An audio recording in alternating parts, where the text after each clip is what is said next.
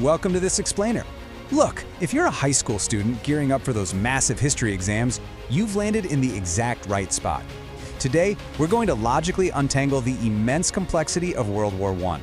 We'll be transforming what can honestly feel like a totally chaotic series of events into a really clear chronological journey. We're going to break down exactly what you need to know step by step. Okay, let's quickly hit our agenda for today. First, the main causes. Second, the spark and outbreak. Third, a truly global war. Fourth, shifting tides of war. And finally, number 5, the world remade. All right, kicking things off with Section 1, the main causes. To wrap our heads around why the entire globe went to war, we're going to use the handy acronym MAIN to anchor 4 underlying long-term tensions. So the M stands for militarism.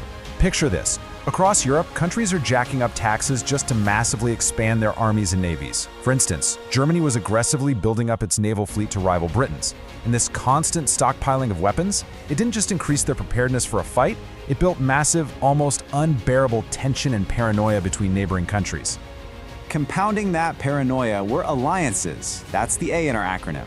Europe was basically split into 2 heavily armed squads. You had the Triple Alliance featuring Germany and Austria-Hungary, and the Triple Entente featuring Britain, France, and Russia. Now, these alliances acted like ironclad friendships, meaning a minor dispute between 2 isolated countries could easily trigger a chain reaction, literally dragging the entire continent into battle. That brings us to I, which represents imperialism. Nations were fiercely competing to expand their empires and global influence, particularly in Africa and Asia, all to build up their wealth. This intense scramble for resources led to extreme envy and really dangerous geopolitical crises. Think of the showdowns between France and Germany over who controlled Morocco. Finally, the N completes our acronym with nationalism.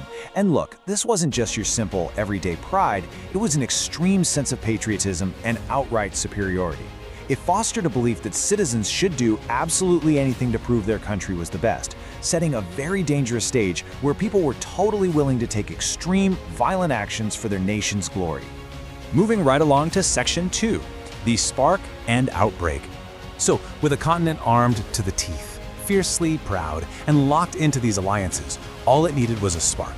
And that spark happened in June 1914. Austro-Hungarian Archduke Franz Ferdinand was assassinated by a Serbian nationalist. Now, because of those complex alliances we literally just talked about, this isolated event triggered a rapid, terrifying domino effect. Within just a few short weeks in the summer of 1914, war declarations just cascaded across Europe. Now, Germany tried to pull off a super quick victory against France, but reality hit hard. The conflict quickly ground to a brutal stalemate on what became famously known as the Western Front. Millions of soldiers were forced to dig these complex, zigzagging trenches. Separating the 2 sides was a terrifying wasteland called no man's land. Out there, incredibly deadly new technologies like poison gas, machine guns, and eventually tanks caused horrific casualties without either side really gaining any meaningful ground. All right, Section 3, a truly global war.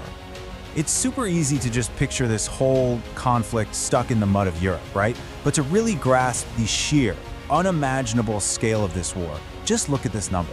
Almost 60 million people were mobilized globally as soldiers, sailors, and airmen. This was total war on a scale humanity had never, ever witnessed before. And those absolutely staggering numbers, they were only possible because of vast colonial involvement. European powers relied heavily on their global empires. Just look at this. India provided 1.3 million troops and laborers. Over 1 million soldiers were mobilized from across Africa, and 140,000 Chinese laborers maintained the essential logistical backbone right behind the Allied lines. The war effort literally could not have been sustained without them. Because of this incredible global reach, the battlefield just kept expanding. The Ottoman Empire joined the Central Powers, turning the Middle East into a massive, bloody war zone where Arab nationalists started revolting against Ottoman rule.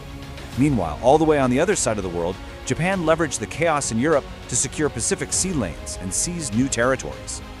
Which brings us to Section 4, shifting tides of war.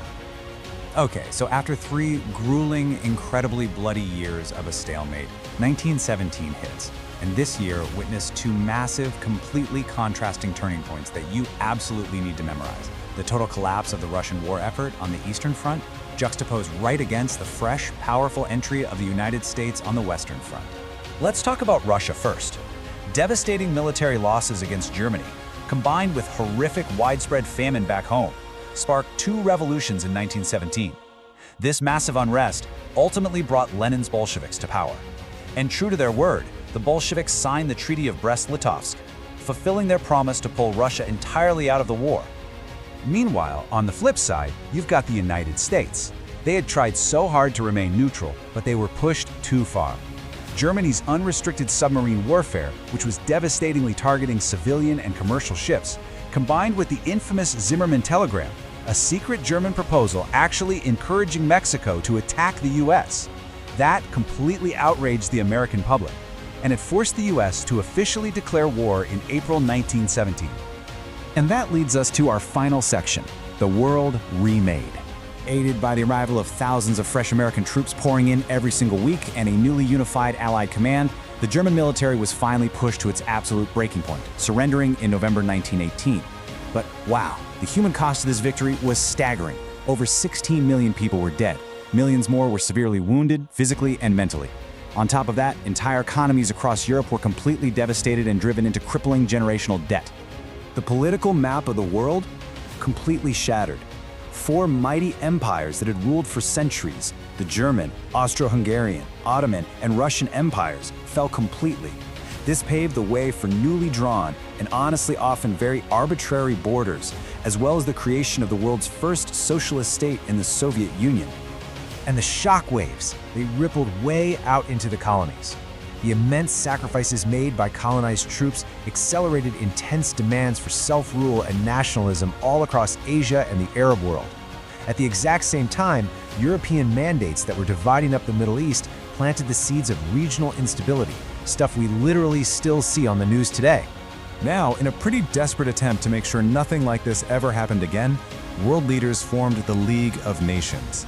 While it did achieve some notable humanitarian successes, like aiding prisoners of war and improving global labor conditions, it ultimately failed at its main goal. It severely lacks the power and the unity to actually stop major geopolitical aggressions by strong nations. So, this leaves us with a really critical thought, something you should definitely ponder for your exams. Did the devastating First World War actually resolve anything at all? Or did its harsh treaties, collapsed empires, and unresolved global tensions just basically set the stage for an even deadlier conflict? Keep that in mind as you study. Thanks so much for joining this explainer, and good luck on your review.